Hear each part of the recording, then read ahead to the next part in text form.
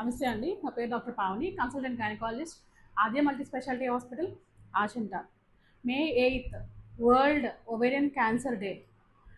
Ovarian cancers అంటే usually గర్భాశయం పక్కన అండాశయాలు ఉంటాయి. ఈ అండాశయాల్లో కొన్ని రకాల కంతులు డెవలప్ అవుతాయి ఆడవారిలో.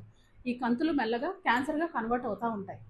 సో ఈ క్యాన్సర్స్ని ఎలా డయాగ్నోస్ చేయొచ్చు, లేదు ముందుగా ఎలాగైనా తెలుసుకోగలమా అంటే రెగ్యులర్గా స్కాన్స్ ఫాలోఅప్ చేసుకుంటూ ఉండాలి.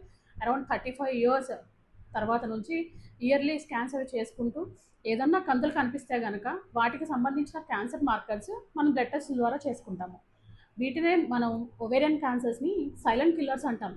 ఎందుకంటే మిగతా క్యాన్సర్స్ అన్ని ఎర్లీ స్టేజెస్లో డయాగ్నోస్ చేయగలుగుతాం, కానీ ఈ ఒవేరియన్ క్యాన్సర్స్, అండాశయ క్యాన్సర్స్ మాత్రం స్టేజ్ 3, స్టేజ్ 4లో మాత్రమే డయాగ్నోస్ అవుతాయి. ఎందుకంటే వీటికి స్పెసిఫిక్గా సిమ్టమ్స్ అంటూ ఏముండవు. పేషెంట్కి కడుపు ఉబ్బరించడం, కడుపు పెద్దగా అయినట్టు అనిపించడం, హెవీగా అనిపించడం, అలానే పీరియడ్స్లో చిన్న చిన్న ప్రాబ్లమ్స్ కనిపించడం మాత్రమే ఉంటాయి.